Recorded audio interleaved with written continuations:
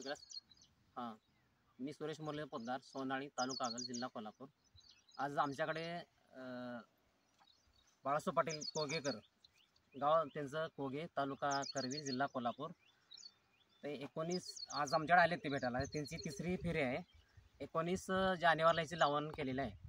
19 जानेवारीपासून आज हे 19 एप्रिल आहे, तिसरा महिना आहे. हे 3 महिने पूर्ण झालेत. 3 महिन्यात 2 आळवण्या झाल्यात आणि आता एक ऊसाचा लागवडीचा डोस झाला आहे.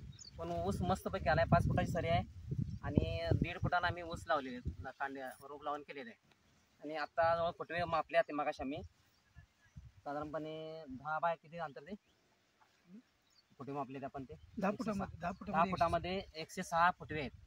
हे फुटव्याची संख्या पण मस्तपैकी झाली अगदी, आणि पानाची रुंदी पण बऱ्यापैकी चांगली झाली आहे. अजून याला काय आपण फवारणी वगैरे केलेलं नाही.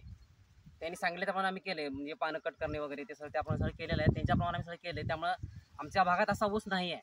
त्या टाईपचा ऊस आता मस्तपैकी आहे. तिनं तर आम्ही सगळे प्लॉट बघितले होते. एवढ्या प्लॉटमध्ये हाच ऊस मस्त वाटतोय. आणि सावरीच त्यांच्या यानं साधारणपणे 2 टन पडेल असं त्यांचा अंदाज आहे.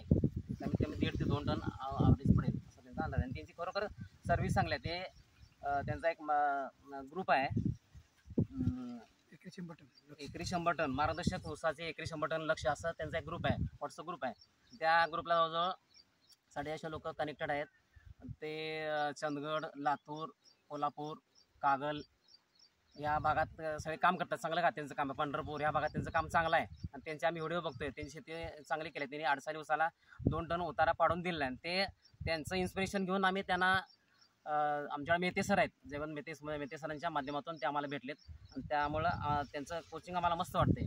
अगदी आतापर्यंत चांगला ऊस आला. अगदी आतापर्यंत आमच्या ह्याच्यापर्यंत एवढा चांगला ऊस आलेला नव्हता. धन्यवाद.